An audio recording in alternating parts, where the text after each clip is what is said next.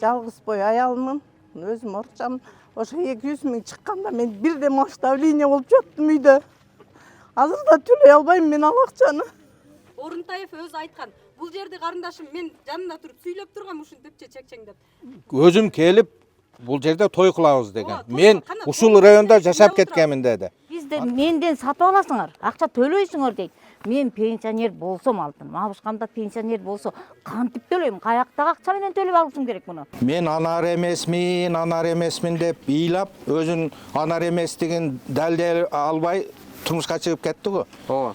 Биз дагы баскынчы эмеспиз деп доказать эте албай атабыз. Свердлов районуна караштуу Красный Строитель деген айылында турам.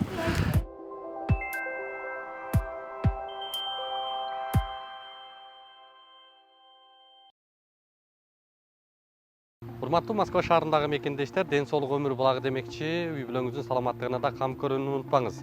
Айдент медициналык борборунда стоматология, гинекология, урология, терапевтин андан сырткары балдарды сүннөткө отургузуу кызматтарын сунуштайт.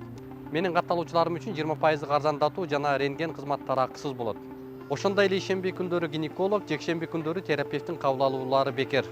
Айдент медициналык борборунун эшиги 24 саат бою сиздердин кызматта. Дареги текстилшик метросу, Люблинская көчөсү 17, 3-корпус. Айдент. Ооруга асыл мекендеш. Урматтуу туугандар, мен азыр Техноплаза дүкөнүндө турам. Эгерде сиздерге тиричилик техникалары кызык болуп аткан болсо, анда мага көңүл буруп турсаңыздар, баарын сиздерге деталдуу көрсөтүп берем. Мына өзүңүздөр көрүп тургандай, бул жакта кер жуучу машиналардын түрлөрү, дүйнөлүк бардык брендтин формаларын, көлөмдөрүн жана сапаттарын тапсаңыздар болот. Сиздин ашкананын көркүнө көрк кошо турган, сиз каалаган дизайндагы муздаткычтардын сапаттууларын жөндүү баада дал ушул дүкөндөн тапсаңыздар болот. Ошондой эле үйүңүздү жаңы бүтүп, заманбап духовкалардын түрлөрүн издеп аткан болсоңуз, дал ушул Техноплаза дүкөнүнө келүүнү сунуштайбыз. Жалпы эле тиричилик техникалары дал ушул дүкөндө сатылууда. Дареги Чүй 279, телефондору 0774 024 777 номерлеринде.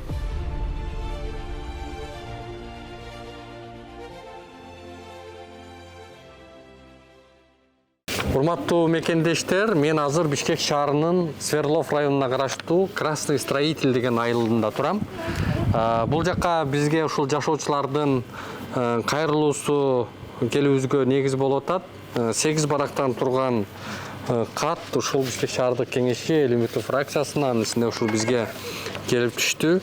Мына ушул маселени жеринен көрүү үчүн, жеринен талкуулоо үчүн, элдин үнүн жеринен угуу үчүн азыр келип олтурабыз. Иштүү мэриянын службаларын чакырдык, акимияттын өкүлдөрүн телефонограмма жибергенбиз. Азыр күтүп атабыз, ошолор келсе маселени карайбыз.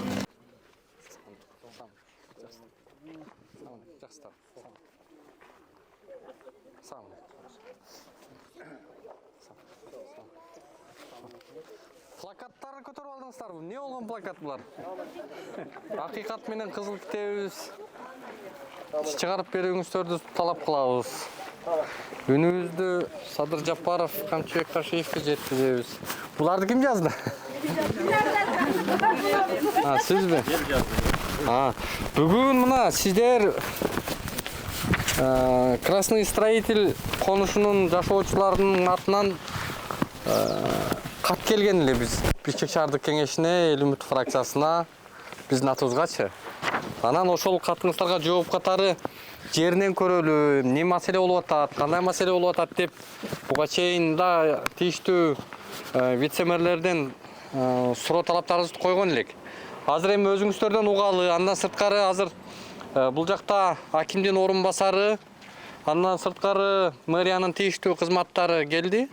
Азыр сиздердин сурооңуздарга, сиздердин талаптарга жооп берет.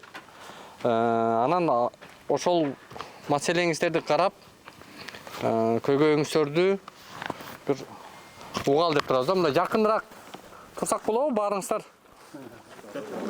Чачырап туруп алдык, а? Мындайраак эле туралы, жакын. Көлөккөгө турсаңыздар, биз күнгө тура беребиз, сиздер көлөккөгө туруңуздар. Жакыныраак тура бериңиздер, артыбызга эмес, буякка.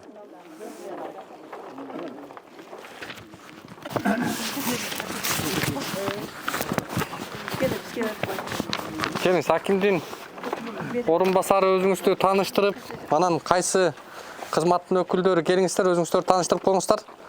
Бүгүн атайын телефонограмма жиберип, мэрияга тийиштүү кызматтарды чакырып, сиздердин суроо талаптарыңыздарга жооп берели деген үмүттө астыңыздарда турабыз. Саламатсыздарбы, менин атым Калыбек, фамилиям Асанов. Март айынын аягы менен Свердлов администрациянын башчысынын орун басары милдетин аткарууга кириштим. Буюрса азыр кабарым бар. Кайсы кызматтардан келдиңиздер дагы? Архитектурадан. Бишкек башкы архитектурасынан. 20 маптын башчысы аты жөнүңүз? Орозбек Калыбеков. Сиз муниципалдык мүлктү башкаруу департаментинен. Мындай бир сурадам. Мындан эң башкысы при Минфине да. Минфинден экономический развитие деген ошо отдел бар да. Мына ошо келиш керек болчу. Ошо бүт барын былгытып, жанагы орус ким эле Бочаров эле?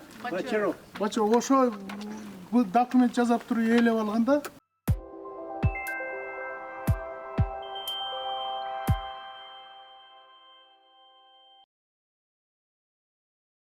Урматтуу Москва шаарындагы мекендештер, эгерде каттооңузду жаңылоо маселеси жаралып жаткан болсо, биз сиздерге Ахмат аттуу ишкерди сунуштайбыз. Төмөндөгүдөй ыңгайлуу автоунаалар, тажрыйбалуу айдоочулар сиздердин кызматта. Ар күнү Москва шаарынан Казакстан чек ара өткөрмөгүнө кирди-чыкты кызматтарын көрсөтүп келишет. Ошондой эле коопсуздук талаптарына толук жооп берет. Эч кабатырланбастан төмөнкү номерлерге байланышсаңыздар болот. +7 977 110 34 11. Урматтуу Москвадагы мекендештер, Кыргызстанга жүк салууну каалап, бирок кимден жиберүүнү ойлонуп жаткан болсоңуз, биз сиздерге ишенимдүү ишкерди сунуштайбыз. Бул ишкердин аты жөнү Зайырбек Маматкаримов. 12 жылдан бери иш алып барган командасы сиздин аманатка кыянатты кылышпайт.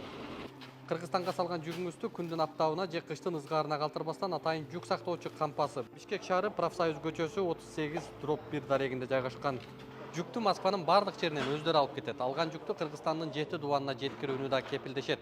Кыргызстанга жумасына 2 машина жиберилет. Жүк баасы көлөмүнө жараша 500 рубльдан өйдө баланат.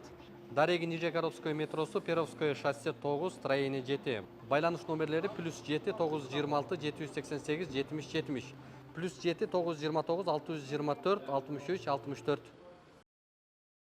Бүгүнкү жыйыныбыздын жыйынтыгы чыгыш үчүн бир протоколдоштуруп, мыйзамдуу кадамдарды таштайлы да. Аты жөнүңүздү, анан маселенин ток этерин кыска-кыскадан белгилеп кетсеңиздер. Кыска айттым, эмне жазылдыбы? Мен ошо Булатов качкан. Мен 96-97 жылдар ушул жерде директор болгом. Анан Мен директор элеңиз? Генеральный директор болгом. Айжанов деген президент болгон. Заводтунбу? Заводтун. Завод мен. Бул азыр мындай кылалы. Биздин көрөрмандар, шаардыктар ошол эле учурда мэрияга түшүнүктүү болсун да. Бул Красный строитель деген айыл. Бул айылда канча жашоочу бар? Канча түтүн бар? Жилмассив Красный строительде 5 квартальный комитет, 7800 адам жашайт. Бул жерде туруктуу жашоочулар, анан квартирада жашагандар. 7000 түтүнбү? Жок, түтүн эмес. Жашоочулар. Түшүнүктүү. Мына мен колумда бир постановлениенин выпискасы турат. Бул постановление не болгон постановление? Эгерде сиздерди баскынчы деп бүгүн тиги мунапуска ылайык мыйзамдаштырабыз деш үчүн сиздерди баскынчы катары кабыл алып, ошо негизинде техпаспорт чыгып атат, Ооба. Эмнеге анда могу постановление берилди? Улук мырза, мен азыр эми Эрнис Жапаровдун Боз салкын деген киносунан баштайын. Мен анар эмесмин деп ыйлап, өзүн анар эместигин далдей албай турмушка чыгып кетти го. Ооба. Биз дагы баскынчы эмеспиз деп доказать эте албай атабыз. 2008 жылы Свердлов районунун ушул 49 жылга берилген аренда жерини элге бергиле деп постановление чыккан. Ошол постановлениянын негизинде 33 үй бүлө жер алган. кээ бири жөн алды, кээ бири сатып алды. Неме кылыпчы. Анан ошол жерди документ кылайлы деп биз немеге барганда, жанагы жеке курулуш департаментиге бир гана монон үйгө справка берген баштап. Законный деп. Кийин башкаларыбыз барсак, силердин үйүңөр постановление жокко чыкты. Незаконный деди. Ошонон бери жүрөбүз да. Анан президенттин амнистиясыга илештиңер деп бызычуу кылды, илештиңер деп неме берди. Жанагы тек паспорт. Заводтун ичинде бир 12 үй бүлөгү, 15 үй бүлө заводтун ичинде экенсиңер. 33 үй бүлө заводтун арендасы экенсиңер. Мэрияга барганда дагы, акимчиликке барганда дагы 15 үй бүлө заводтун жанагы акционерный общество строитель деген алган экен, завод сатып. Кредит алып, качып кетип калган экен. Ошонун 11 миллион бу карызы бар, 15 үй бүлө төлөйсүңөр деди. Ал эми 33 үй бүлө жанагы 49 жылга арендага алынган, мэрия кайтарып алса, силерге жөн берет. Ушинтип бизди алдап жүрүштү. Анан былтыртан бери спецпредставитель келди дагы. Ким деген? Көбөйдү, булар алмашып атат. Каяктан келген спецпредставитель ал? Бешинчиси спецпредставитель. Ошо Минфинден жанагы неме да ликвидатору, ошондой го. Спецадминистратор. Ошол келип эми мына 33 үй бүлөнү дагы жанагы 15 үй бүлөгө кошуп, Кызыл Китебеге кошуп, ошол 40 канча дагы үй бүлөгө 11 миллионду бөлүп берип койду. Колубузга карматып койду. Заводтун карызын. Заводтун карызыны. Ошол эле моментте ошол айтып жүргөндөн бери мына жерде 4 миллионго бир участок сатышты.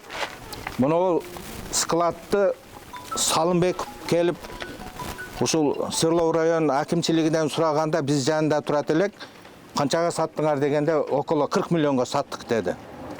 Ошону минус кылып калбайбы? 45 миллионду бизге 10 миллионду мойнубуз килгенден кийин 45 миллионго сатышып атат. Жана карыздын эсебиденчи.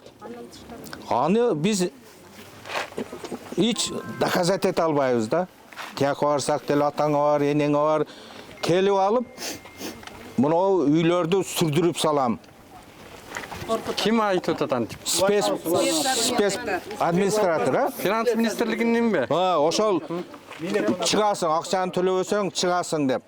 Ана мына жерде бир эже үйдү сатып алган экен, бир 2-3 күн болду. Мына неме?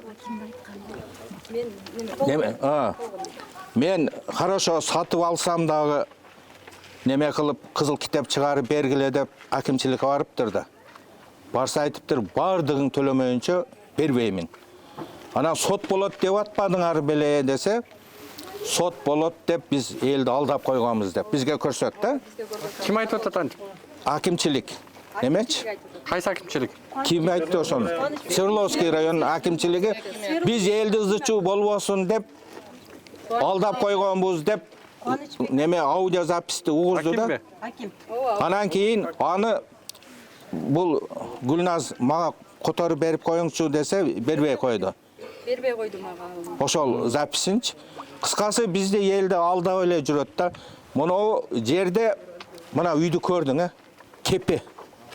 Бул жерде 5-6 адам, аркы жагыда 3 баласы тең инвалид, эптеп зорго күн көрүп жүргөн жашайт да. Мына бала. Өзү группада, аялы группада, баласы группада. Буларчы? Ушулар акча төлө, болбосо сүрдүрүп салам деп атат. А президент болсо амнистия кылып бергиле 22-жылга чейин курулган үйлөр болсо, давай бер. Унапыска киргизгиле. Унапыска киргизгиле деп. А бизде айткан унапыска киргенсиңер деген. Анан тияка бирди сүйлөп, анан бул жака келгенде акча бер, болсо түртүп салам деп атат. Муну азыр жөн эле берип койсо болот да, Олук мырза. О, неме? 600 жер сатып. Астында 5-6 үй биле бир Бачаров деген чыкты азыр эми. Азыр эми ушул Мунапыстын алкагында кыйналып аткан жагдайды айтып атасыздар, э? Ооба. Ошол эле учурда бул заводдун ичинен айтып атасыздар, жерлер сатылды.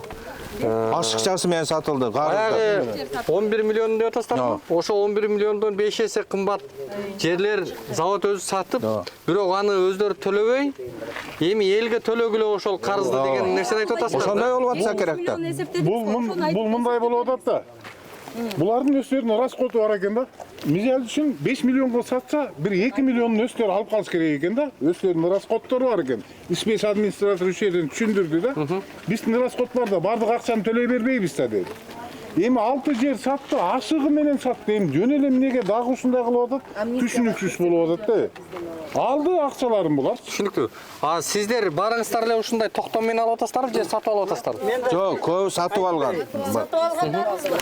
Анан ушул жерде иштегендер дагы бар. Болгон жагдайда. Аты жөнүңүздү айтып коюңуз. Мен Нурдәулетов Анардык, сіздерде 27 жылдан бері жашайм. Заводта иштегем. Эми биздин көйгөй ушундай болуп атат. Могу Красный строитель деген өзү чоң завод. Асты бар, үстү бар. Элдер ушунча жылдан бери Плакаттарды алып эле коюңуздар. ушунча жылдан бери жашап, айлык албай иштеп жүрүшкөн. Кээ бирлери үй салып алышкан. Эми азыр жана Бачаров деген Владимир Иванович 53-жылкы келип, мен өзүм да билбептирмин, апамдан калган каты бар экен. Ошол каттын негизинде ушул завод меники дейт. Ылдый жакта мунуку экен, биягы да мунуку экен. Ал убакта эч кандай өкмөт жер берилген эмес эч кимге. Анан кандай анын атасынан апасынан калат билбейм. Завод өкмөттүкү беле? Завод өкмөттүкү болгон. Завод Качан менчиктештирилип атат? менчиктештирилген жок да. Завод 95-жылы менчикке өтүп кеткен. Айжанов алган. Айжановдор алган. Бирок эми заводдун жери да. Заводдун жери. Мына биягыда. Сиздер ошондо азыр заводдун жерин басып алдыңар деп атабы? Бизди басып алдыңар. Жок, басып алдыңар да деген жок. Бачаров деген чыкты деп атпаймынбы. Ал өзү бу жерде иштеген эмес. Каяктан келип, 22-жылы келип, поддельный документ менен апам, мен өзүм деле билбептирмин, апамдын жери экен. Мына ушак меники деп, ылдый жак гаражды ээлеп атат, бияктан да ээлеп атат. Бизди менден сатып аласыңар, акча төлөйсүңөр дейт. Мен пенсионер болсом алтын, мабышкам да пенсионер болсо, кантип төлөйм? Каяктагы акча менен төлөп алышым керек муну. Мурун да сатып алсам. Биздин көйгөйүбүз ушу документтерибизди бүтүрүп берсин. Мына бул сатылгандардын баардыгын тиги журналисттик иликтөө кылыңыздар деп сиздерден суранып атканыбыз ошол. Ошол акчалар каяка кеткен? Мамлекетке түшкөнбү? Квитанциялары барбы? Могу жерде илеген, очойгон темирлер бар эле. Бүт өткөрүштү. Аны ким сатты? Ал акча каяка кетти? Бизди мына карапайым калк бизди гана только кыйнап атат азыр. Силер төлөгүлө дейт. Төлөгөндө биз кантип төлөйбүз? Документти беришсин. Алар каяка кетти? Мамлекетке эч кандай төгүлгөн жок. Төгүлбөйт. Бирөөнүн чөнтөгүнө салып кетип атат, бизди кыйнап атат элди. Бири-бирибиз менен жаман жакшы көрүнүшүп атабыз. Туура эмес бул. Ошондуктан кимдин жерди сатты, ким эмне кылды, ошо жоопкерчиликке тартылсын. Жоопкерчиликке тартылып, өзүнүн кылганын мойну менен теги жооп берсин. Менин эметкеним ушу, биз пенсионерлербиз. Көпчүлүгүбүздүкү мына мүмкүнчүлүгү чектелгендер, жетим жесирлер жашайт бу жерде. Ушу элди кыйнап атпайбы? Элди жөн эле кыйноо салып атат. Силерди дейт, мен деген азыр эле дейт, азыр эле жөн эле колдогудай эле түрктүрүп салам. Чыгарып салам дейт мына. Ушундай акалда. Азыр Кубан деген атынан келген. Мен өткөндө акимге бизди апарды, акимге. Биздин тех паспорттун көчүрмөлөрүн алган. Бардык. Барсак ошол жерде айтып атат. Силер дейт, силер эчтеке кыла албайсыңар дейт. Силердин колуңардан эчтеке келбейт. Сиз түрктүрүп салам. Мына теңи деген арендадагы жер, теңи деген мамлекеттики дейт. Бул эмне деген? Айланайын алтыны бул эмне деген сөз? Аким өзү бизди коркутуп жолун алып атат. Азыр аким айтып атабы же? Жок. Кубанычбек. Ал каякта азыр иштейби? Азыр иштебейт ал.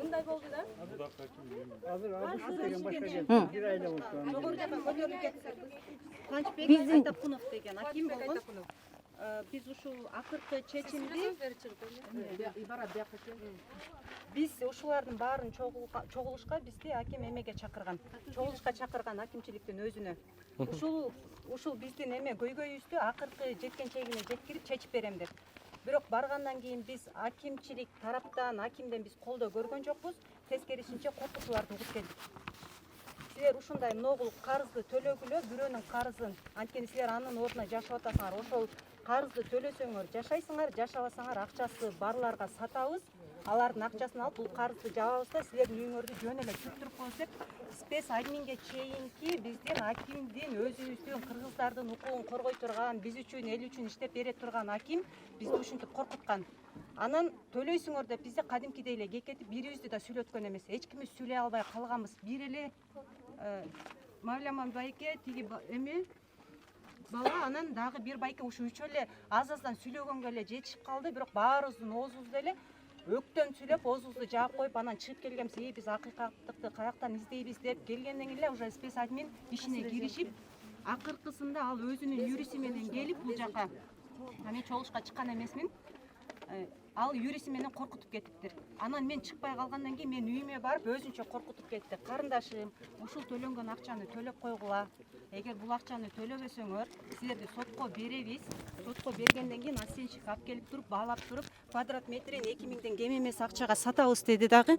Биз ошондо биз акыйкаттык издеп атабыз. Биздин үнүбүз эч жака жетпей атат. Биздин көйгөйүбүз чечилбей калып атат. Анткени биз ишенген адамдар наоборот бизге жардам берген ордуна бизге коркутууларды кылып жатат да, биз ошол нерсе өкүнүчтүү болуп жатат. Кыргызстанда жашагандан кийин, кыргыз болгондон кийин биздин укугубузду ким коргойт деген эме болуп атат. Бизге азыркы биздин негизги эң чоң көйгөйүбүз бизге кыргыз болуп аткандан кийин бизге ушул акчалуулар гана тиги бир нерсеге ээ болуп калбаш үчүн карапайым калкты дагы үнү жетиш керек болуп атат. Бизге кызыл китеп чыгарып беришин талап кылат элек да. Суроо, жер кантип алдыңыздар жерди? Сатып алганбыз. Кимден сатып алгансыздар?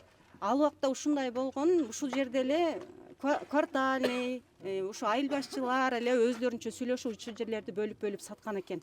Анан биз алар башка бирөөгө саткан, биз ушинтип колдон колго өтүп акыркысын биз сатып алып, анан үй салып калганбыз да. Анан ал убакта бул документ чыгат деп бизге ишенимдүү түрдө Токтом менен алгандар барбы жерди? Бар да. Биз. Берсеңиз микрофон берсеңиз. Айтыңыз маселени. Постановление. Мен неме сиз өзүңүз сүйлөсөз, мен ал жөнүндө сүйлөй албайм да. Не маселе болуп атат, сиз айтыңыз. Биз ошо токтом боюнча 2008-жылы мен Кабулова Гүлназ Абдисадиевна, биз 2008-жылы ушу токтом берип бизге ушу документиңер чыгат деп анан бизге берген айыл өкмөт тарабынан. Биз аны саткан, анан биз аны сатып алганбыз. Сатып алгандан кийин эле ушундай чоң көйгөйлөр болуп атат. Анан биз буну деген бул жерде деген төлөгөнгө да макул болгон да адамдар бар болгон мунун арасындачы. Анан көп өтпөй эле пенсионер эжелер келип калды. Например, мына жерде пенсионерлер мага келишти. Гүлназ, сен төлөсөң мен төлөй албайм депчи. Анан булар айтышты, бул семья деген семьясы менен орукчан өздөрүчө, мүмкүнчүлүгү чектелген. Кайсы үйдө жашайт? Бул үйдө азыр көрсөңөр да болот. Экинчи группадагы семьясы менен неме? Буларга да бөлүп коюптур 200 миңден ашык акчанычы. Анан кийин дегенчи, биз не кылабыз? Ошондо пенсионерлерди карылар үйүнө тапшырып, биз буларды болсо мамлекетке өткөрүп берели, анда акча жеткен жаштар анда акча берип, ошондо мамлекет бизди карабайбы? Мамлекет каякты карап атат? Биз ушул темага жооп берсинчи бизге. Ким жооп берет? Байке, сиз жооп бериңизчи. Анан ишо мындан сырткары, бул темадан да сырткары, мына жерде 50 сотук биздики деп Бачаровдун киши. Азыркы мезгилде канча болсо дейт, жердин баасы азыр канчадан болуп атат десе, 20 миң доллардан десем, анда мен силер менен сүйлөшөм деп киши жөнөтүп, анан бизге айтып атат, неме кылгыла депчи. Акчаны даярдап койгула, болбосо үйүңөрдү түрттүрөм деп. Мына менде голосу дагы бар. Мен муну голосун угузуп коеюн, бардыгыңар уккула.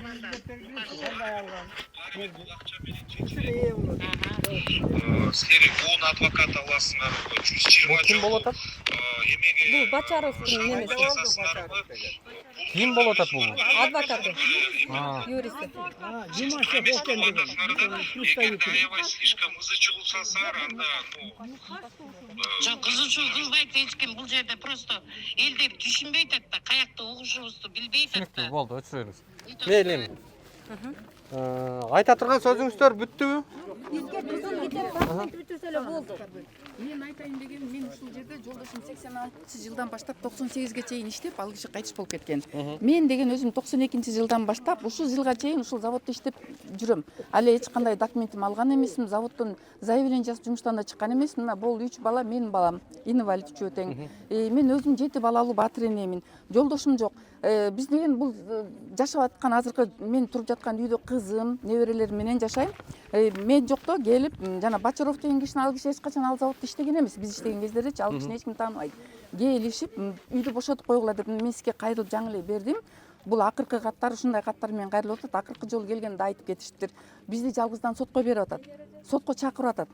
Сотко баргандардын менден мурун баргандарга айтыптыр, давай бошотуп койгула депчи.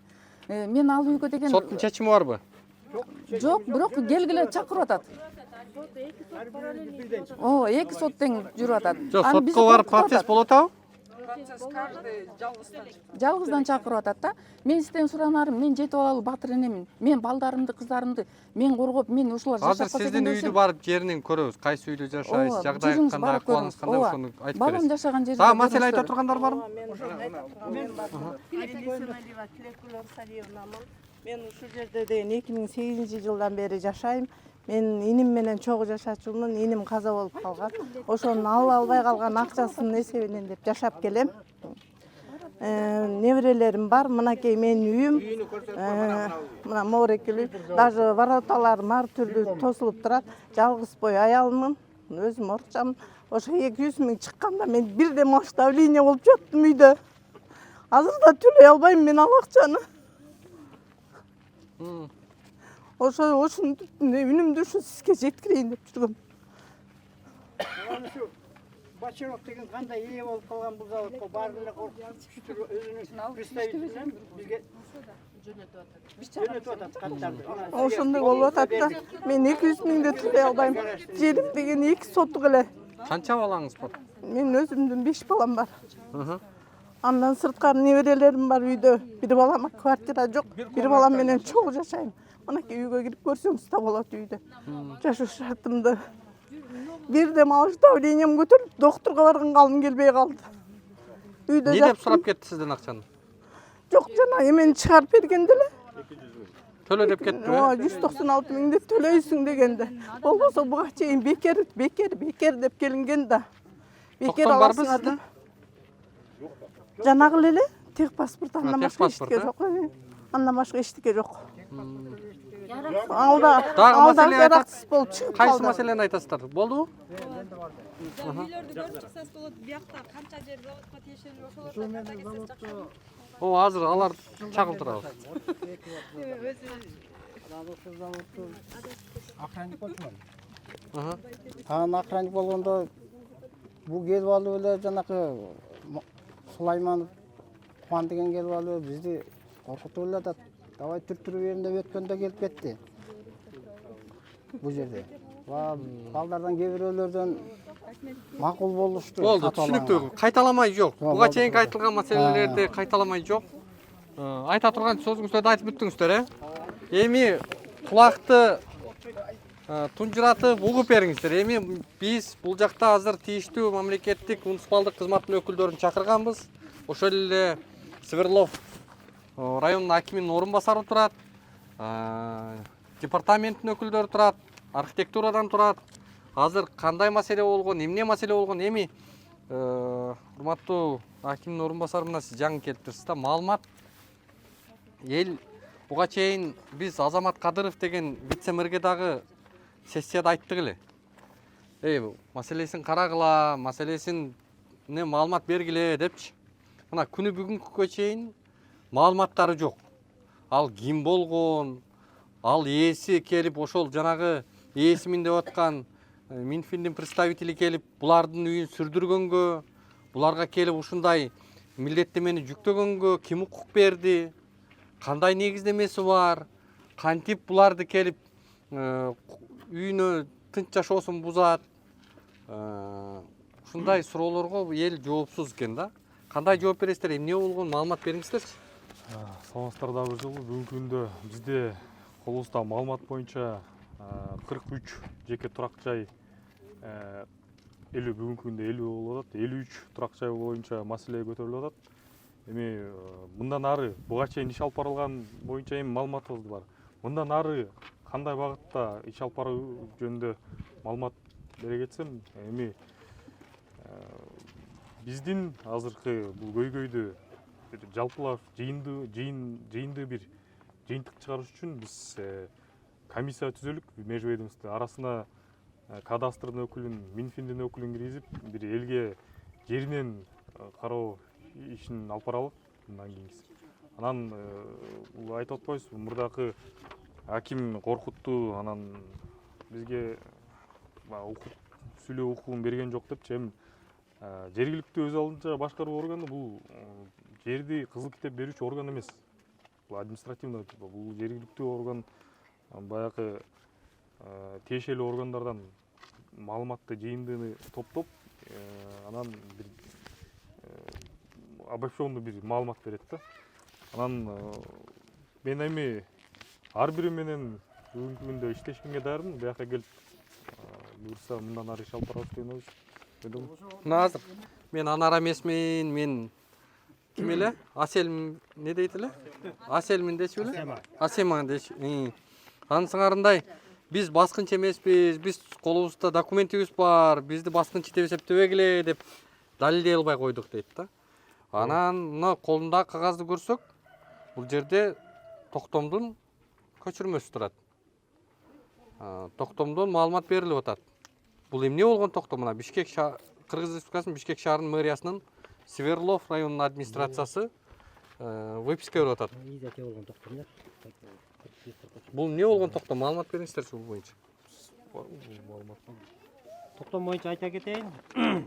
Мен билишимче караганда бул Сверлов районунун администрациясы тарабынан чыгарылды деген 4 токтом бар. 4-5 токтом бар. 85, 143, 139 да бир токтом бар. Ошол токтомдор иш козголуп прокуратура тарабынан жана МВД тарабынан изъятие болгон. Бул архивден чыкпаган токтомдор. Ошол эки токтомдордун неме жазашып, жана жер саткандар ар кайсы жерден баягы токтом деген неме чыгат. Токтомду чыгарыш үчүн биринчи архитектура тарабынан генплан чийилет. Бир бош жер болсо, ошол эки жерге генплан чийилет дагы. Ошол жерде 100 участок чыга турган болсо, ошо 100 участокка генплан чийилет да, 100 участок чыгарчудай кылып туруп, анан ошол эки 145-3 токтом болот. Муну бул жерден сатып алган жарандар өзү чыгардыбы, ким чыгарды? Муну администрациясы деп атпайбы, Сверлов администрациясы деп атпайбы? Сверлов администрациясы дегенде, Сверлов администрациясынан чыккан токтомдор определенный срок болгондон кийин архивге өткөрүлөт. Бүгүнкү күндө могу 143 токтом гос архивден чыкпайт. 2008 жылдан кийин баягы билесиздер, көп жерлерди сатышкан, ал ошол экилердин соесинде да. Ким аметте бул 143 токтомду Сверлов районунун ар кайсы булуң бурчунан үйлөр чыгарып эмете берет. Бул токтом чыкканда деген генплан деген бир эле участок катары чыгат да, бир эме ошол жерге чийилет да, анан ошол жерге бөлүнөт да. А бул эме Аманкулов акимдин колу менен токтом жөнүндө айтып токтом чыгып атат. Бул Аманкуловдун токтом изъятие болуп кеткен. Бу жерде печаттын дагы эмеси күмөн, буяка деген кол эмес. Выпискасы берилип атат. Токтом өзү эмес бул. Токтомдун выпискасы.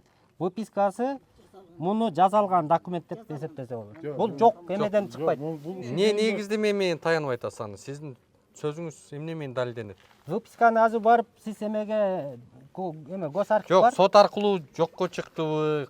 Кайсы орган? Бул токтом жок өзү. Изъятие болгон, жоголуп кеткен токтом. Бүгүнкү күндө гос архивге өткөн эмес токтом. Жок, муну ким жокко чыгарды? Жок да, бул токтом барбы? Жок да. Бул мындай токтом эми кое туруңуз. Дал ушул жерде дагы бир сөйлө, урматтуу начальник. 143 менен кызыл китеп алгандарды кандай кылабыз? Кызыл китеп барбы азыр? Бар. Токтом менен кызыл китеп алган жок. Бу жерде мунапыс менен жерлерди Мунапыстын президенттин жарлыгы Мунапыс чыккандан кийин 15-ci yıl algan. Бул мындай архивке Улук мырза, булар архитектура бардык ушундай сүйлөшөт. менден болгон маалымат боюнча ушундай да. Суроо берейинби сизге? Мына ака суроо берейин да. Неме өткөндө сиз болсо баардыгыбыз чогултуп Салымбеков келгенде да сүйлөбөдүңүз беле. Силерди баардыгыбыз менен мойтуп башкача апчы, мынуну төлөгүлө деп сиз да кошо келгенсиз. Башкача апкан жокмун, мен эч кимди башкача ала албайм эжекеле. Сиз ушунча адамды жеңе албайсыз да байке. Хорошо, эми мындай искажать этип айта берсеңиздер. Чыккыла деп. Биз болбосо Мен сиздерди үйүңүздөрдөн чыгара албайбыз. Жок. Киргизип коет. Керектүү Кереги Мен келгем. Ошондо биз мамлекеттин жараны болгондон кийинчи сиздер ар ким мамлекеттер бизге келип коргобой, сизге окшогон адамдар келип алып бизди үйүңөрдү сүрдүрөм деп. Монти пенсионер ийилип атат, аны көрүп. Чоңдос, мындай искажать этип атат да. коргой турган Siz katıştınız böyle жыйынга? Иә. Жыйынга катыштым, бирок менин сөзүмөн бир да жолу үйүңөрдөн чыгарам, сүздүрөм деп айтылган жок. Но бирок Сиздер ар ким келген сайын ар башка сүйлөп. Жок, мен азыр айтып түшүндүрүп коеюн. Бул эмтиги Бул мындай. Кел. Чечиш керек. Постановлениеге bir koşumça koşuyor. Өзүңүз жака сиз. Мен өз жакка эмес. Сүйлөп атасыз сиз. Аз биrbirinden угалычы, урматтуу туугандар. Келиңиздер, угалам мындай. Конструктивдүү диалог кылалы, келиңиздер. Киши айтып атпайбы, жок деп. Карта чыйылган. Көчөсү бар. Мен алганда Ким пландап? Архитектура бар да, архитектура эме кылсын. Айыл башчы, анан Сверлов район архитектурун чакырып ошол көрсөтүп берген жер. Келиңиз мына архитектурадан. Анан биз өзүбүз басып алган картасы бар мына квартаны. Чыйылган. Архитектурада бул жер ген планда барбы? Кен планда бар болуш керек. Бул жердин маселесине тийиштүү. Угал, туугандар, угалы. Бул жердин маселесине тийиштүү бөлүмдүн адистери бошогондуктан мен келдим. Бирок менде маалымат беришти. Маалыматты телефонго эле жөнөтүшкөн, ошол боюнча окуп берейин, э? Азыр угуңуздарчы. Мага жөнөткөн маалымат боюнча архитектура Эжеке азыр бересиз ал суроону. Жок, буну айт, булар жок. Мен сүйлөп коеюн, э? Чындыкты сүйлөгүлө да. Архитектуранын архивине таянсак, бул жерге номер 174-чү акт чыгыптыр. Ошо анын ичинен 1975-жылы чыгыптыр. 898 гектары на собственный, 296-сы арендада болчу экен. Могу үйлөр азыр каяка карап калат? Азыр түшүндүрүп берейин.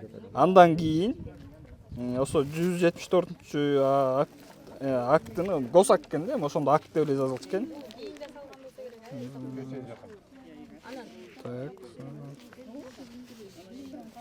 Кайта белки арендада турган жерине дагы на собственный болуп чыгыптыр, 2 госакт.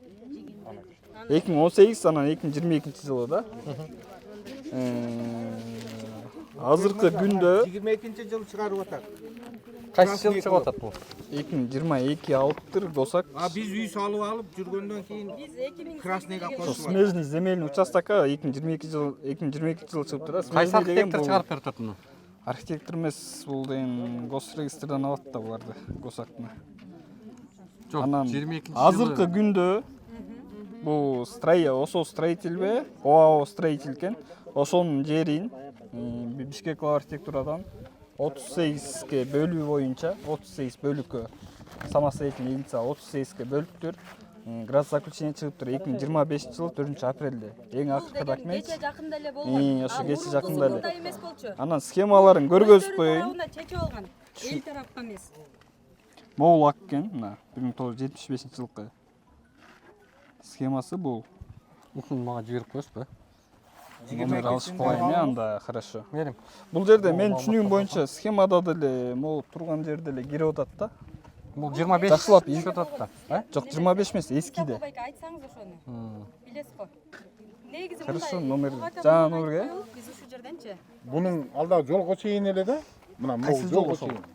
Кайсы жол? Мына могу жол. Жок, муну карасаңыз. Ооба, мен карап эле турам. Бул менде да бар да. Мына. Могу жол, кургон жолду көрсөткөндө ошо жол. Могу кайанда? Могул зал. Кайсы? Могу ичинdeyiz. Кече жакында эле өздөштүрүп алышкан. Ичинде барбы? Ошондой жасапчы. А мурун Биз турган жер азыр могул жактабыз ба? Ооба. Мына ошол жерде турабыз да. Бу жерде азыр ана мен ишмес администраторго айттым да, айнанайын, сен Кудайдан коркпойсуңбу? Сен эмнеге общий жерди берип атсың? Но жолдордо Ошо эске маалыматтар жөнөтүп коюн, Бүгүнкү күндө муну азыркы курулуштар боюнча архитектурада кандай маалыматтар бар? Менде маалымат жок. Эч кандай жок. Такташ керек. Эчтеке жок буларда. Муниципалдык мүлк башкармалыгы. Думи. Бул жер кимге таандык? Не болгон жер?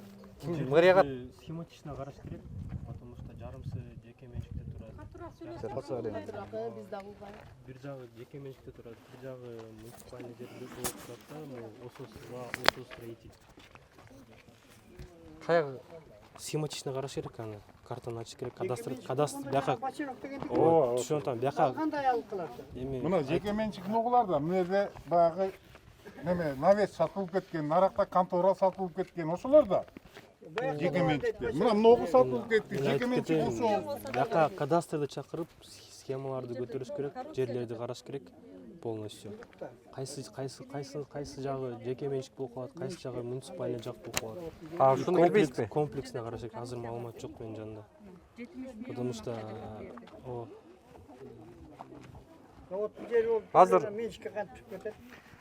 Ошону териштириш керек. Бачаров деген ким кантип алган заводду? Бул жерде 5 жер сатылган, 5 жер түшүнүп атам.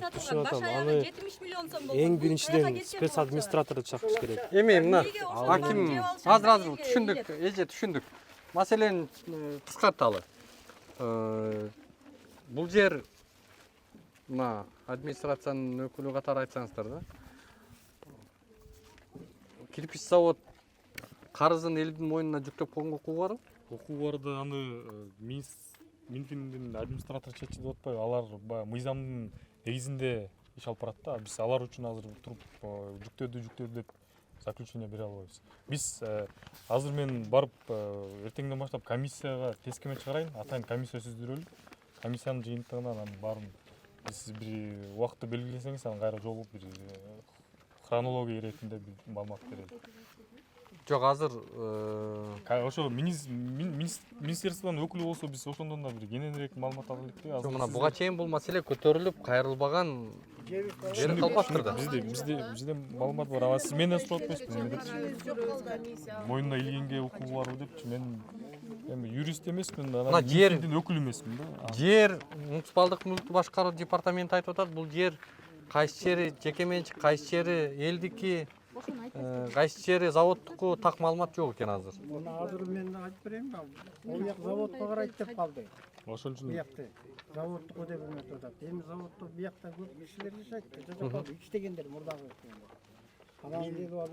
Буга чейин кайсы чиновниктер келди эле, эмне деп айтып кеттилер? Ким иштеп калды? Салымбеков келген, депутат.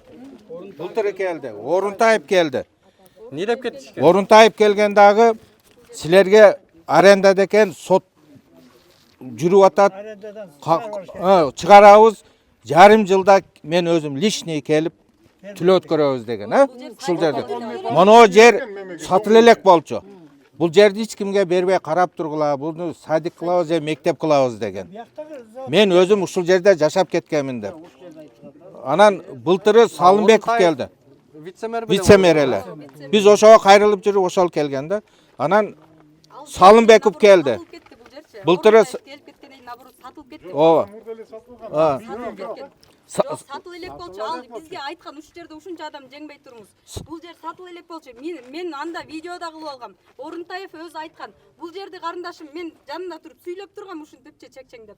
Ошондо айткан, эч кимге тийгизбегиле бул жерди садик кылып берем, мектеп кылып берем деп бизге тоодой обещание кылып берген. Ишо айтканын айтсаңыз, эмне деп айтты эле ака? Өзүм келип бул жерде той кылабыз деген. Мен ушул районда жашап кеткенмин деди. Анан Улукбек мырза, азыр сиз байкадыңызбы? Муну архитектуранын айтышы боюнча арендадагы жерлер 22-жылы кызыл китепке кирип калды деп атат. Ал эми ал жанагы строитель деген залогко коюп качып кетип жок болсо, аны менен соттошуп атса, анан кантип жерди кайра ошо строительге киргизип алат? Кана азыр айтты, мына 22-жылы Азыр айттың го 22-нчи жылы. Маалымат ушинтип атат, Жөнөткөн маалыматтар боюнча. Ошентиң да азыр туру 22-нчи жылы аренданын жери Красныйга кирип калды деп атасың. А бизге 3 жылдан бери арендада деп жүргөн. Бул жер сот аркылуу аресттеби? Ким билет? Мына эми мап сиз кабарыңыз барбы? Мен билген маалыматым боюнча, жеткен маалыматым боюнча. Бул жерди жанакы убагында арендеги заводдун немелери, бул завод болгондо 30 жылдары шаарда курулган кирпич завод болгон. Кирпич завод иштеп турган. Кирпич завод баягы 90-жылдары эме болгондон кийин ошо кирпич заводдун кийинки алган ошол жердеги директорлору тарабынан кредит алынган да банктан. Анан банктын кредитин төлөй албай калганын эсебинен банкрот деп жарыяланып, анан сотко иши өтүп, сот тарабынан жогорку соттун чечими менен Минэкономиканын жанакы отдел банкротствого өткөзүлүп, спец администратор шайланып, ошол жерде 33 миллион сом мамлекеттин эсебине кайтарып берилиш керек болчу. Ким аркылуу? Спец администратор. Спец администратор. Минэкономиканын спец администратор. Минфин аркылуу. Минфин азыр аксакал туруп туруңуз. Жакшы маалымат айттыңыз. Анан ошол эки жерден бүгүнкү күнү калган баягы часть жерлер эме аукцион аркылуу сатылганын эсебинен бүгүнкү күндө 10 миллион 500 миң сом мамлекетке төлөнүп берилиш керек. Ошо спец администраторлор. Учурда карыз ошончо. Карыз ошончо. Спец администраторлор бүгүнкү күндө ошол 10 миллион 500 миң сомду кайрып берүү боюнча иш алып барып жүрүшөт. Президенттин мунапысына ылайыкташпай турган эмне маселе болуп атат могу элдики? Азыр туруп турсаңыздар. Мунапыс боюнча муниципалдык же мамлекеттик жерлер болсо, ошол экилер мунапыстын эсебинен документтер чыгып, кызыл китептер бүгүнкү күндө Свердлов районунда алынып атат. Мунапыс качан чыгып атат? Мунапыс 2021-жылы декабрда чыгып атат. А жерди булар госрегистрден каттоосу эмне үчүн териштирбедиңиздер мына? Сиз өзгөчө мына мурдатан бери иштейт экенсиз. МАПтын жетекчиси болуп. Сиздин түз милдетиңиз бул жердеги элдин маселесин маалымат берип, ушул жагдай боюнча кенен кабардар болушуңуз керектиги сизге милдет да. Эми мына 22-жылы каттоодон өткөзүп атат госрегистрга. Госрегистрдеги каттоодон өткөрүп атканда бизге маалымат бербейт да, ал частный порядка, ал эме болуп атпайбы? Заявитель өзү берет, ал бардык маалыматты энту аркылуу тапшырбайт да. Мен азыр муну элдин көйгөйү сиздин милдетиңиздеги маселе да. Элдин көйгөйү боюнча мен азыр сөздүн аягына чыгып алайын. Сөздү бүтүрүп алайын. Азыр бул жакта архитектура маалымат берип атат, бул ачык маалымат берип атат. Бул жашыруун госрегистрдин жашыруун маалыматын ачыктаган жок. Маалыматты архитектурадагы кагаздарды окуп берип атат. Эмне үчүн ошол архитектурага каттоого тургандан кийин 22-жылы булар каттап, булар 22-акыркысы 25-жылы булар чекитти коюп атат бул жер боюнча. Анан спец администраторлор элди коркутуп, үркүтүп басым жасап атыптыр да. Эми бул боюнча мына администрациянын башчысы катары ушул жерге комиссия түзүңүздөр. Архитектурадагы азыркы маалыматтарды официалдуу алалы. Комиссияга курамына бизди да кошуңуз. Ошол комиссиянын отурумунда жергиликтүүлөрдөн представительдерди алыңыздар. Кимдер катышасыздар, канча киши катышасыздар, ошону көпчүлүк эмес эми бир 4-5 киши билгендериңиздер. Мына МАПка кайрыласыздар, тизмеңиздерди бересиздер. Акимияттан приказ чыгат. Ошо приказдын тескеменин негизинде комиссиону бул маселени карайлы. Анан ошондо чекит коюлат. Азыр эми бир жакты эки тарапты бири-бирин күнөөлөө менен маселе чечилбейт. Ошол комиссиянын чечими менен, ошол комиссиянын чечимин укук коргоо органдарына өткөзүп беребиз, ошолор укуктук баа берет. Ким мыйзамдуу кылып атат, ким мыйзамсыз кылып атат, кимде күнөө бар экен, кимде күнөө жок экен, ким бул жерде маселени ырбатып атат, укуктук баа берилишин биз прокуратура аркылуу талап кылабыз. Ага чейин азыр аксакал эми деталдуу ал кагаздар бардык архив маалыматтары көтөрүлөт, комиссиянын отурумунда бул маселелер каралат. Анда бүгүнкү жыйындан мына акимдин орун басары өзү айтып, тескеме чыгармай болду. Кайсы убакытта чыгат, качан иш башталат? Келаткан жумада чыгарабыз, келаткан жуманын аягы менен ошо отурумдарды баштайбыз деген ойдомун. Мына Биринчи күндөн баштап. кийинки аптадан баштап комиссиянын отурумдары башталат. Жеринен дагы карайбыз, бул жакка келип, ошо жеринен дагы көрөбүз. Анан Асанов Калбек Дүйшөмбекович, анан бул комиссиянын жыйынтыгы бир основа болот да, бул комиссиянын жыйынтыгы баягы жыйынды маалыматты чогултуп эле элге мына ушундай болуптур деп бир хронологияны биз да иреттеп беребиз. Андан ары уже көрүнүктүү болот да. Ал комиссиянын ошол Чечими да. жыйынтыгын укук коргооргандарына беребиз. Ал укуктук бааны укук коргооргандар берет да, кимди күнөөлөп, кимди күнөөлөбөйт. Улукбек мырза, Күнөөлөбөйт. Салымбек келип дагы элге ушинтип убада берип кеткен да. 2 жумада келип, мен силерге ушул жерде отчетун берем, Минфинге барам, бардыгын териштирем. Жок болуп кетти ал кишичи. Көбү келди ушинтипчи. Анан бизде 1-2 выбор болгон. Анан биз сизди тандаганбыз. Ошол эми биздин көйгөйүбүз чечсе, ушул бала чечет, ушул жигит чечет деп. Сиз до конца туруп бериңиз. Кызалат болбоңуздар ал жактан. Ошол маселеңиздерди мына ошол хакимият менен чогуу сураныч бар да. Мэрия менен биргеликте бул ошондой маселени кылып карайбыз. булар деле элди деп ойлосо керек эми. Президент койду. Президент айтып атпайбы? Чечкиле деп атат. Чечип маселе болсо келбейсиңер мага деп атат. Анан ар бир эле ишти ташип менен жапарып чечпеш керек да. Мына койду прагматик мен ойлойм, бул инибиз эми кириптир, өзүн көрсөтүп, сен тойго чакырабыз. Ушул жерден ал мына ушунча Орунтаев мырза буйруса, азыр деле күчүндө а киши. Эми болсо балким кабардар болсо келип маселени карайт а киши. 2005-жылы Исмаилов Чыңгыз деген заводдун директору болуп. Аксакал, сиз мындай кылалычы. Алып кетти 18 миллион. Түшүндүк, мындай кылалы. Анын баарысын комиссия менен карайлы, комиссияда айтасыз ошону.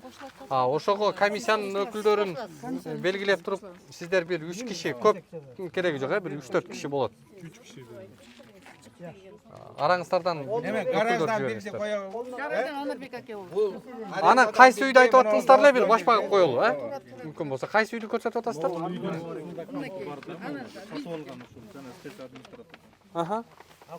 Бар да, аукцион менен алган. Бул аукционго койгондо бул үй деген $9,5 миң чыгып кеткен. 19,500 кеткен. Ишинин үйү бар. Кайсы цехта алыспы же жакынбы? Бул жакта жана инвалид Түшкөндөр. Кана ошол кайсы үй? көрөм дедиңиз го сиз. Бир көрүп коелу а мына үйдү. Ушул апаныкын көрөлү, анан калган кийин комиссия менен келгенде байкайбыз. Ушул жерде жашайсызбы сиз?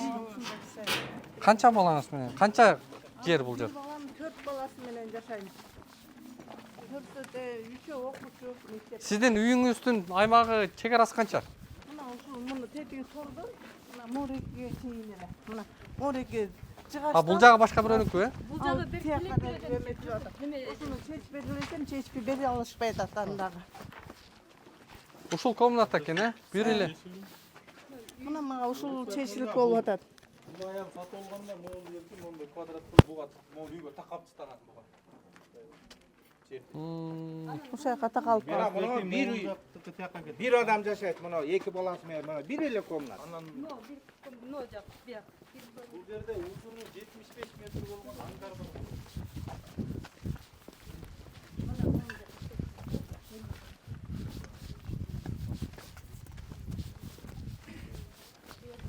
Ушул жерде сиз жашайсызбы?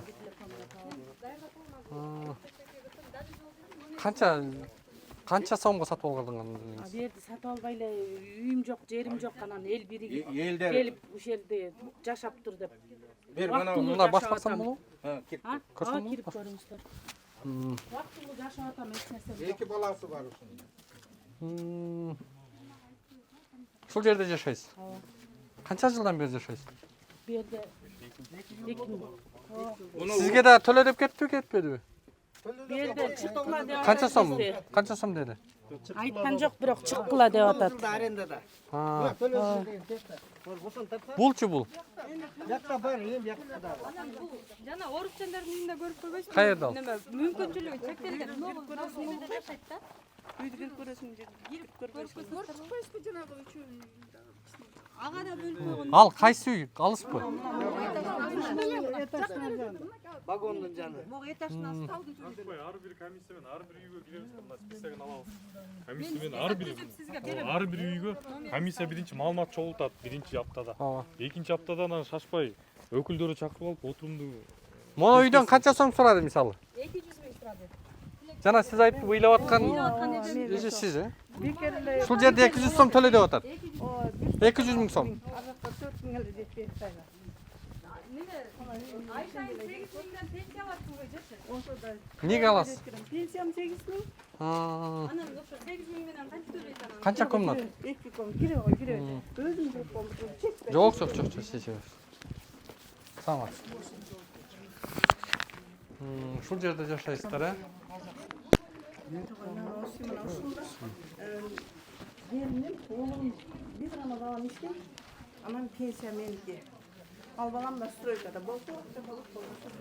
Мына урматтуу мекендештер.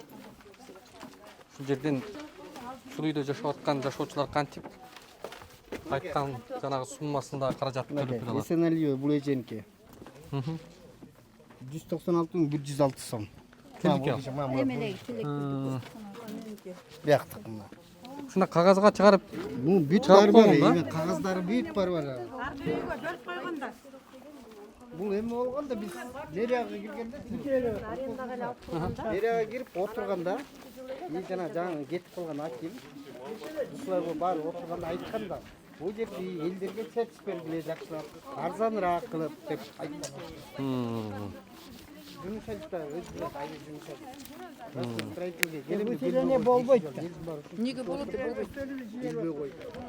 Аяк жактада күтүп атты элдер, келбей койду. Барам карайм деп. Элдер тарап кетти да. Бияка кредит аркылуу деп айтылган да. Суудан менен же эме арзаныраак кылып, арзандатып бергиле деп. Ким азыр Айбек Жунушалиев мэрияда отурганда, столдо отуруп акимди чакырып, элдерге жакшылап арзаныраак кылып чечип бергиле деген. Мына бул кишини деле сураган, бул кишини айткан. Канча жыл мен 30 жыл болду деген. Бүт айткан. Сиздер канчадан бери күтүп атасыздар чоңдорду? Чоңдорду биз постоянно эле күтөбүз. Мына мэр Айбек Жунушалиев экинчи, биринчи жолубуз экинчи сөз барам деп. Элдин баарын чогултуп бул жерге 2 күн кармадым. Андан мен уруштай силер алдамчы турбайсыңарбы? Эл келбейт экен, силер жөнүн алдап коюптур деди. Кайрыла албай алып эч жерге деле биз.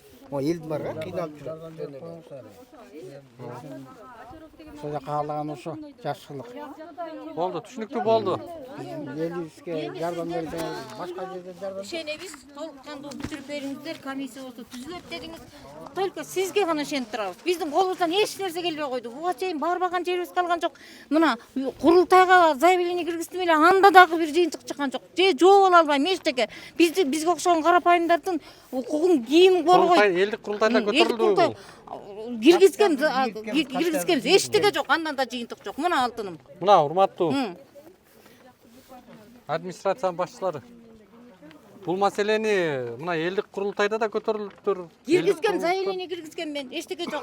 Бая күнү звонить этти дагы, биз деген текшерип атабыз, министерствого жөнөтүп атабыз. Мындай кылалы, эми мына ушул жактагы мэриянын өкүлдөрүнө бизге бир батайыңыздарды бериңиздер. Кийинки аптада комиссия түзүлөт, буйруса бул иштин артында биз дагы микрофондон улам көтөрөбүз, сессияларды айтабыз.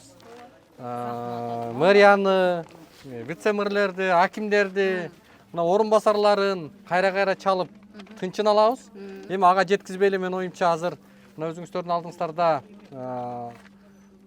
одаларын берип атышат. Буйруса жерине келип дагы деталдуу түрдө муну дыкат иликтеп аягына чыгарганга аракет кылабыз. Аты жөнүңүз кандай? Мен Алашбаева Айдай Тойчубековна. Биз кирпич заводдун ошо бир бөлүгүндө 97 соттикте жашайбыз. 2008 жылдан бери ошо жерде иштеп, ошо жерде жашап калганбыз. Анан Бачаров деген 2003 кайсы жылдан бери ошонун болбогон эле бир бурчун арендага алып иштетчи. Анан ошо менен эле иштетип жүрүп эле бизге эчтеке айтпай эле аукцион болот, тигүү деген документти чогуу жазып атабыз деп жүргөнбүз да. Ошол жерде жашаган кишилер. Анан кийин эле эчтеке жок эле 2023 жылы Бачаров менен 18 жылдан бери мен чогуу иштейм. Мага айткан, Айда мен документ жазбай албайм, сен өзүңө документ жазып ал деген. Анан 2023 жылы эле ноябрда эле вдруг документ жазып алыптыр да, эми бизди чыккылап атат. Азыр ишибиз сотто, Свердловскийде 2 сот катар жүрүп атат. Жерде бөлүк болуп турбайбы? Бул тарабындагылар сотко жете элек экен, сиздер тараптагылар эми башталыптыр. Ар бириңиздер бирден сотко берип. Общий сот болуп атат, еще ар кимибизди бирден сотко усиление кылып атат. Анан ушул иш боюнча биз өзүбүзгө коргоочу кылып, Мукаш Байгелдиеваны жалдаганбыз. Ким ал? Адвокат? Адвокат болду. Башында жакшы эле иштеп жүрдү да, анан кийин ой мен силердин атыңардан барып туруп Бачаровго сүйлөшүп, мировой соглашенияга чыгабыз деген. Ошо кеткен боюнча бизди сатып, азыр бизге против болуп, ошолорго адвокат болуп алган. Ага чейин бизге айтып аткан 2024-жылы бул эмеси туура эмес чыккан деген да, токтому туура эмес экен. Бунун үстүнөн биз сотко эметсек, берсек бул кесилет деп аткан. Бизге подделка экен, бул эчтеке документи жок. Азыр ошо кишиге адвокат болуп алды кайра. Ал тигинин адвокат болуп, ошо киши тигилерге адвокат болуп, кайра эме кылып атат да, бирден сотко чакырып атат кайра. болуп атат бизге. Сиздер жалдадыңыздар, биринчи акча төлөдүңүздөрбү? Биз жалдадык. Биз кайра возврат кылып берди да. Акырынан бөлүп кайра возврат кылды. Бир жылдан кийин возврат болду. Ооба, тиги менен сүйлөшүп, канча сом бердиңиздер? Общий где-то бир 2-3 миң доллар мен чогулткам да. Общий 2-3 миң доллар. Базарга жактоочуга. Анын келген, бизге келген жол киресине чейин төлөп берчи, 300 сомдон чогултуп. Бачаровго жолуккан кафесине чейин төлөп берчи анын. Азыр болсо колуңардан эмне кылсаңар ошо кылгыла деп койду. Азыр бизге против болуп соттошуп атат. Биздин Сиздердин жактоочулар барбы азыр? Биздин жактоочубуз башка бар. Каякта чакырып койсоңуздар болмок экен. Жок, ал азыр биз билген жокпуз бүгүн эметебиз да. Биздики усилениега азыр өзүбүзчө сот болуп атат. Бизди чыккылап атат. Мына урматтуу көрөрмандар, урматтуу адвокаттар коллегиясы. Ошо Мукашка чара көрүп берсеңиздер жакшы болот. Бул кандай болгон түшүнүк? Биринчи бул тараптын маселесин карап, акчасын алып, андан кийин алардын жасалмалуулук документтерин аныктап чыгып, анан кийин ал жак тарап менен жолугуп өтүп кеткендиги бул кандай деген адамдык, адвокаттык, эми адвокатурада ал нормалдуу эле көрүнүш болушу мүмкүн, бирок адамгерчилик деген тармак менен карап көргөндө, адамгерчилик деген түшүнүк менен карап көргөндө бул кандай болуп калат? Бул бир. Экинчиси, адвокаттар коллегиясы баа бериши керек. Лицензиясын караш керек. Эмне үчүн бул жакка болот дагы кайра ал тарапка өтүп кетет. Анткени жеке кызыкчылык болуп атат да.